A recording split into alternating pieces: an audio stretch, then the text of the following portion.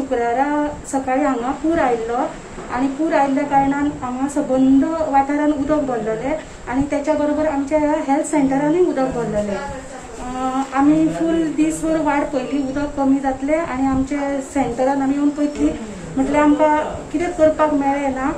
जेन्ना शेनवारा सकाळी आमी हांगा येयली तेन्ना आमचे सकून सेंटर जेन्ना ओपन केलें तेन्ना सकून हांगा रेबो आणि आमचे सगळे डॉक्युमेंट्स आमचे सगळे मेडिसिन सगळे उदका खाली आसले।